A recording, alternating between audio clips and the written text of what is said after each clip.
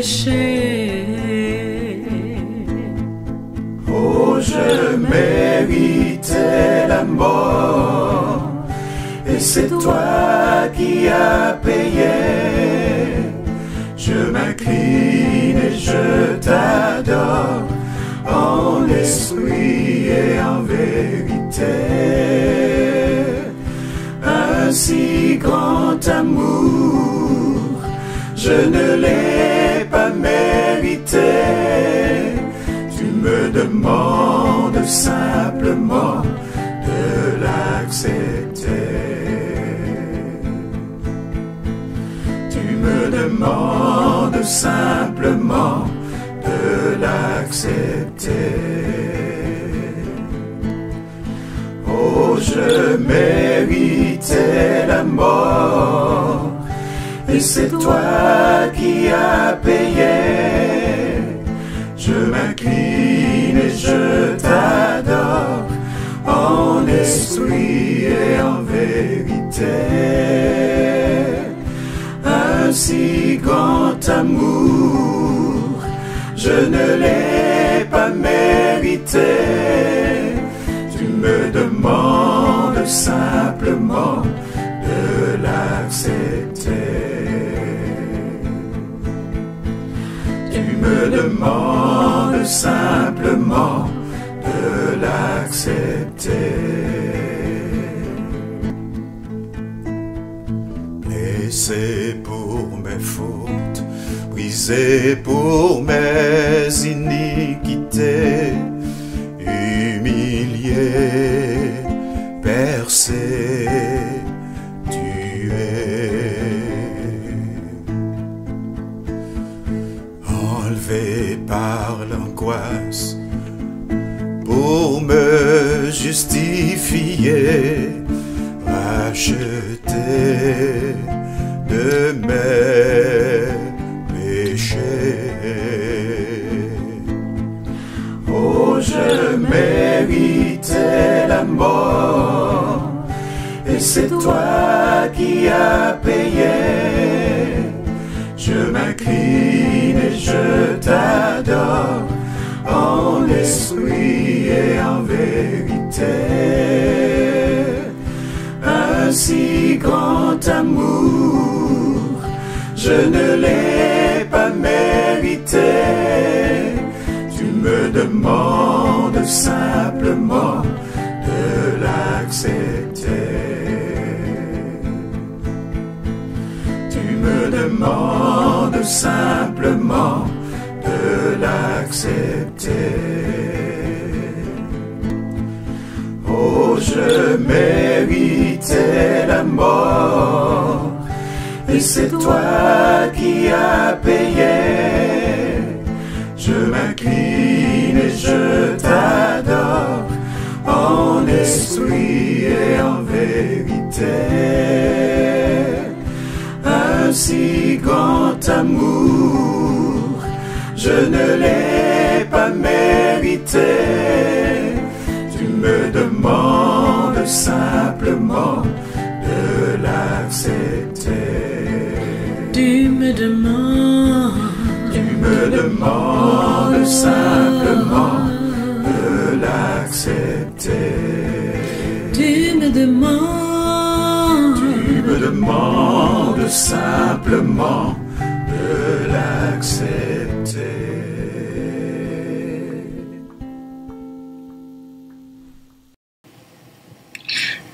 Merci Seigneur Dieu Tout-Puissant de donner à plus d'un d'accepter les souffrances de la croix de Christ pour obtenir le pardon de leurs péchés, ce malgré leur conduite, malgré leur comportement désagréable devant ta face bénie. Merci Père, merci parce que j'en suis un. Et pour cela, je veux te louer et bénir en ton saint nom à tout jamais. Merci Père. Reçois, ô Dieu, notre adoration en cette période pascale. Reçois, Seigneur, nos cris de remerciement et d'action de grâce pour le sacrifice de ton Fils. Merci, Seigneur, de nous permettre de commémorer une autre fois cette semaine de la passion du Christ. Merci, Père. À toi, lieu au Saint-Esprit, soit gloire, honneur, puissance et majesté, dès avant tous les temps et au siècle des siècles. Amen. Amis de partout, bien-aimés de Dieu, soyez bénis même en cette semaine qui nous rappelle la passion de notre Seigneur et Sauveur Jésus-Christ. Je vous apporte deux versets que nous trouvons encore en Matthieu chapitre 26. Nous allons nous pencher succinctement sur les versets 70 et 72. Matthieu chapitre 26, verset 72. Mais il le nia devant tous, disant, « Je ne sais ce que tu veux dire. » La réponse que Simon-Pierre a donnée à la servante qu'il avait pointée du doigt. Cette phrase prononcée par Pierre après que la servante l'ait identifié comme disciple de Jésus est un moment crucial dans la narration de la Passion. Il soulève plusieurs questions et ouvre la voie à de nombreuses pistes de réflexion.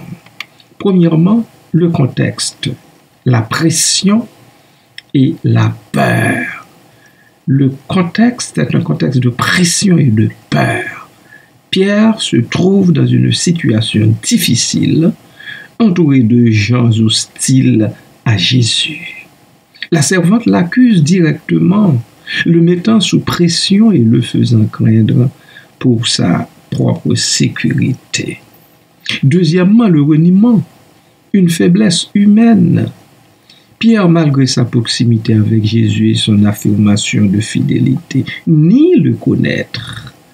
Il nie le connaître. Je ne sais pas ce que tu veux dire. Ce reniement révèle la fragilité humaine, encore une fois, face à la peur et à la pression. 3. Les motivations du reniement suscitent plusieurs interprétations. Certains voient une simple peur de la violence et des conséquences. D'autres y voient une volonté de protéger son propre intérêt et sa sécurité. Et d'autres encore s'exercent à une combinaison de ces deux facteurs. 4. La portée symbolique du reniement. Le reniement de Pierre symbolise la faiblesse humaine face à la tentation et à l'adversité. Il nous rappelle que la foi n'est pas toujours facile à vivre et que même les croyants peuvent faillir. Alors, soyons sous nos gardes. 5. Le lien avec la prophétie de Jésus, Matthieu 26, 34.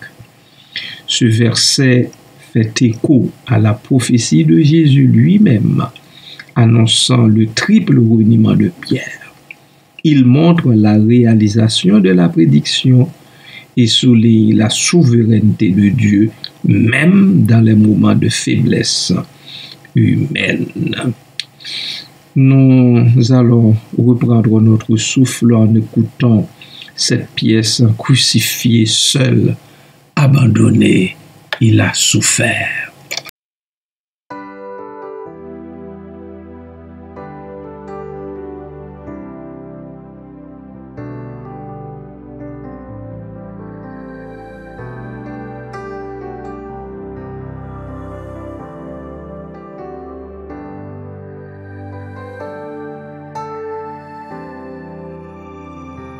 Au-dessus des puissances, au-dessus des rois, au-dessus de la nature et de la création, au-dessus de tous les plans des hommes sages, bien avant le monde tu existais. Au-dessus des royaumes, au-dessus des trônes, au-dessus des merveilles que ce monde a connues. connu, par-dessus tous les trésors de la terre. Rien ne peut mesurer ta valeur. Crucifié, seul abandonné, tu as souffert, méprisé, rejeté, telle une rose foulée par nos pieds. Tu m'as sauvé, tu m'as aimé par-dessus tout.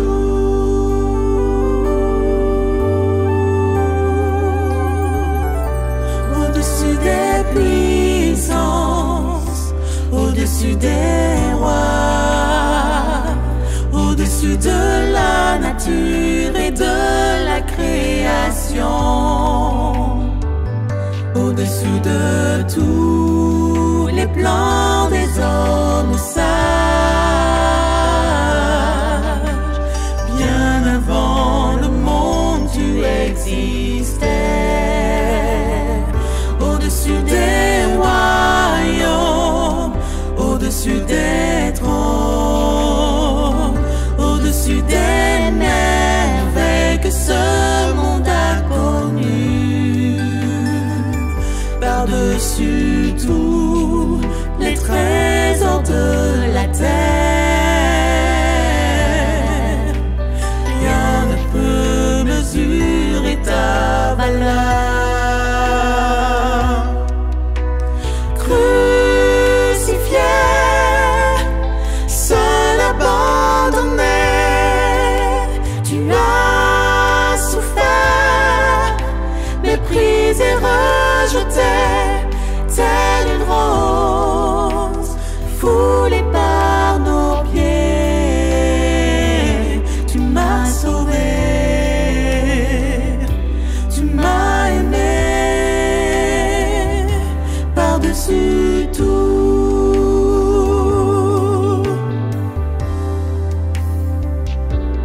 Telle une rose foulée par nos pieds. Tu m'as sauvé, tu m'as aimé par-dessus tout. Telle une rose foulée par nos pieds. Tu m'as sauvé, tu m'as aimé par-dessus tout.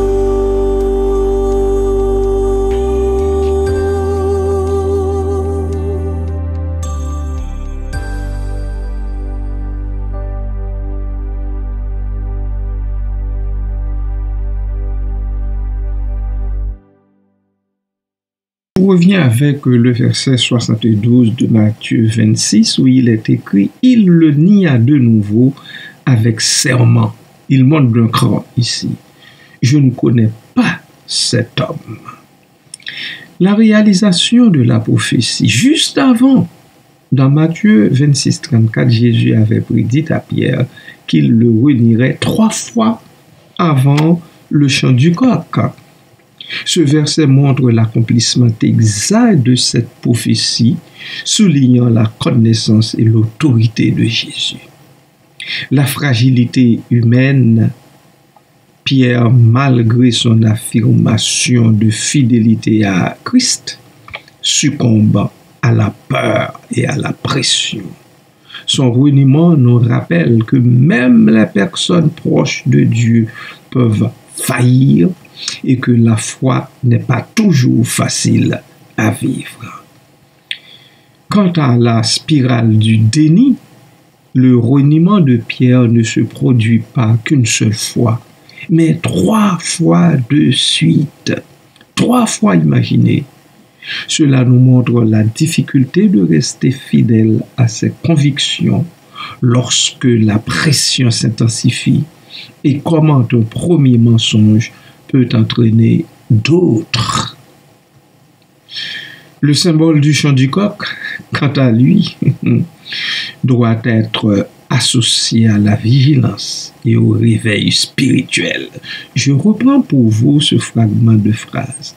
Le chant du coq doit être associé à la vigilance et au réveil spirituel. Soyons vigilants, bien-aimés de Dieu, et restons sur le qui-vive spirituellement parlant.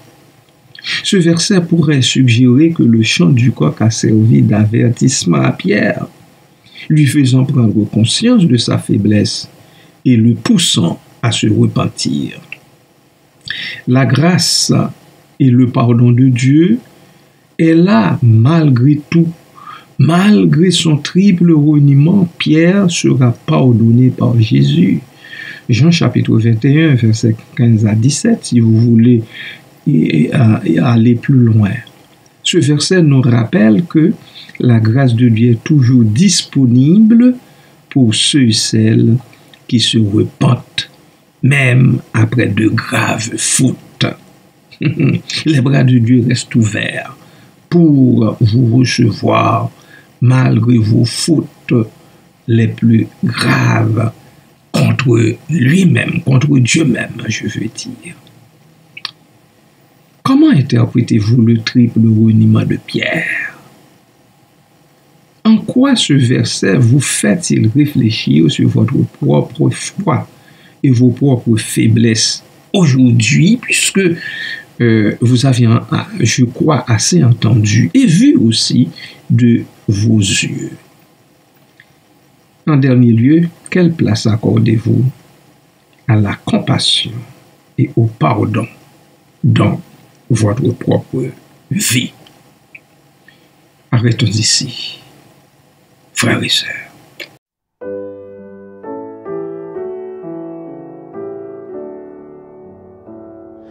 Le Fils de Dieu vint sur la terre mourir pour moi, car il m'aimait.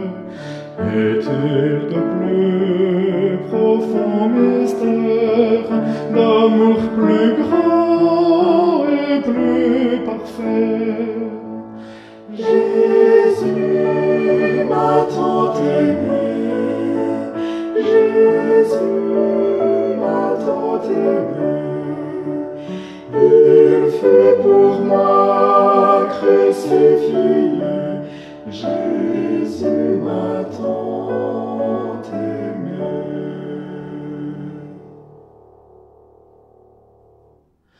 Pour jamais ton sang pur efface mes péchés, mon iniquité, et tu fais de moi par ta grâce un enfant pour l'éternité.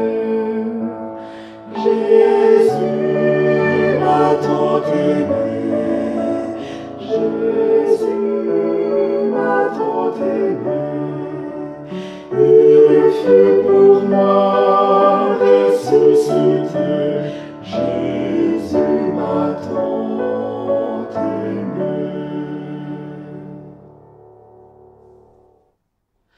Tu connais toute ma carrière, tu me conduis jour après jour. Je marche à ta pure lumière, toujours gardé par ton amour. Jésus m'a tant aimé, Jésus m'a tant aimé, il fut pour moi glorifié, Jésus m'a tant aimé.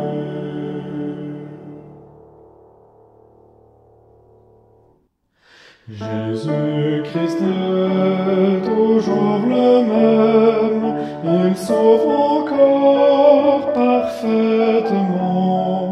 Qui que tu sois, ce sauveur t'aime, viens que brisé, viens confiant. Jésus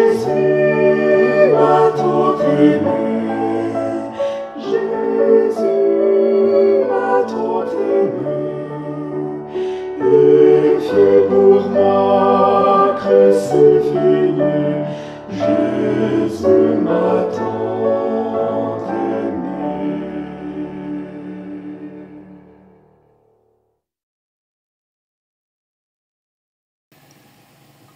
Les mots, il le nia de nouveau avec serment. Je ne connais pas cet homme. Tonne fort. Ils évoquent une scène de déni et de rejet des plus flagrants, des plus abjects. Je vais vous faire entendre une élégie qui fait référence à un poème ou à une composition littéraire généralement utilisée pour exprimer la tristesse ou le deuil. Je me suis donc servi de cette phrase pour créer cette élégie basée sur le thème de la trahison ou de la solitude. Écoutez ça. Dans l'ombre des regards, il s'enfonça, le visage marqué par le désarroi. Ses mots, empreints de douleur, il les jeta. Je ne connais pas cet homme. Son écho froid. Les serments résonnaient, brisant l'innocence. Les liens se rompaient, une âme en souffrance. De l'amitié trahie à la solitude amère, il se tenait là, seul, dans un monde éphémère. Les rires partagés, les moments de complicité, effacés d'un revers comme une fatalité. Dans le cœur meurtri, un vide s'est installé, une trahison profonde, impossible à effacer. Dans l'obscurité de cette sombre trahison, les souvenirs s'estompent, noyés dans l'illusion. Ils marchent solitaires sur le chemin de l'oubli, cherchant la vérité, rêvant de nouveaux départs aujourd'hui. Dans cette élégie de douleur et d'abandon, l'homme se débat, cherchant une rédemption. Mais les mots, lourds de silence, lui murmurent à l'oreille la vérité cachée, le secret qu'il éveille. Ainsi l'histoire se dévoile, implacable et cruelle. L'homme confronté à ses choix, à sa propre querelle. Et dans le reflet brisé de son innocence perdue, il trouve la force de se relever, de poursuivre sa route. Cette élégie, témoin d'un déni déchirant, nous rappelle la fragilité des liens, des instants. Et dans l'ombre de la trahison et de la douleur, nous cherchons la lumière, l'espoir d'un cœur en chaleur. Voilà, bien-aimés de Dieu, soyez bénis jusqu'à ce que nous soyons tous rapatriés dans le royaume de Dieu par notre Seigneur et Sauveur Jésus-Christ. Amen.